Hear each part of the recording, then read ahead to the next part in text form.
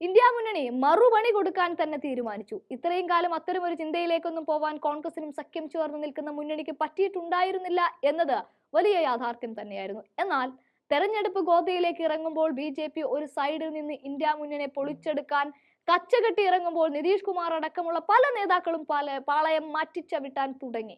എന്നാൽ പിന്നെ നോക്കി നിന്നിട്ട് കാര്യമില്ല, തിരിച്ചു അതേ മൂർച്ചയിൽ തന്നെ മറ്റൊരു പണി കൊടുക്കാൻ കളമൊരുക്കുകയാണ് മുന്നണി ഇപ്പോൾ.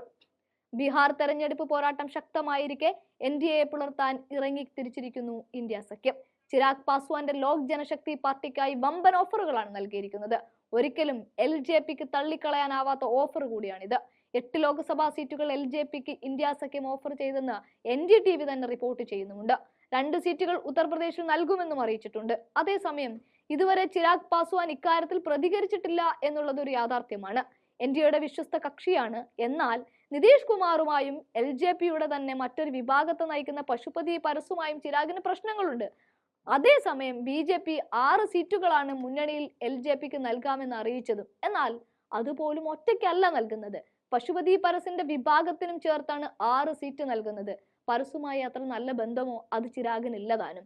പാർട്ടി പുലർത്തിയ നേതാവ് കൂടിയാണ് പരസ് എന്നാണ് ചിരാഗ് എപ്പോഴും ആരോപിക്കുന്നത്. നിലവിൽ 3 സീറ്റുകൾ മാത്രമാണ് അപ്പോൾ ചിരാഗിന്റെ LJPക്ക് ലഭിക്കുക. അതുകൊണ്ട് ഇന്ത്യ സഖ്യത്തിന്റെ വാഗ്ദാനം ചിരാഗിന് അങ്ങനെ തള്ളിക്കളയാൻ പറ്റുന്ന ഒന്നല്ല. ഇന്ത്യ സഖ്യം 6 സീറ്റുകളും ചിരാഗിന്റെ LJPക്ക് നൽകാമെന്നാണ് അറിയിച്ചിരിക്കുന്നത്. അധികമായി 2 സീറ്റ് UPയിൽ ലഭിക്കുക കൂടി ചെയ്യും. BJPയുടെ LJPയും കഴിഞ്ഞ ലോക്സഭാ തെരഞ്ഞെടുപ്പിൽ എല്ലാ സീറ്റിലും വിജയിച്ചിരുന്നു. ഇത്തവണയും 6 സീറ്റ് തന്നെ ഇവർക്ക് 2 പേർക്കുമായി നൽകാനാണ് NDA തീരുമാനിച്ചത്. ചിരാഗിനോട് പശുപതി പരസിനോടും പരസ്പരം യോജിച്ച് പ്രവർത്തിക്കാനാണ് BJP ആവശ്യപ്പെടുന്നതും. അല്ലാതെ ചിരാഗിന്റെ ആവശ്യത്തെ അവിടെ കേൾക്കുന്നില്ല. അതേസമയം നിതീഷ് പോയതോടെ 17 സീറ്റുകൾ മഹാസഖ്യത്തിൽ ഒഴിവ് വന്നിട്ടുണ്ട്. ഇതിൽ 8 സീറ്റ് ചിരാഗിന് നൽകുന്നത് കൊണ്ട് മഹാസഖ്യത്തിന് യാതൊരു നഷ്ടവും ഉണ്ടാവില്ല. ഇത് തന്നെയാണ് ആ മറുപണി.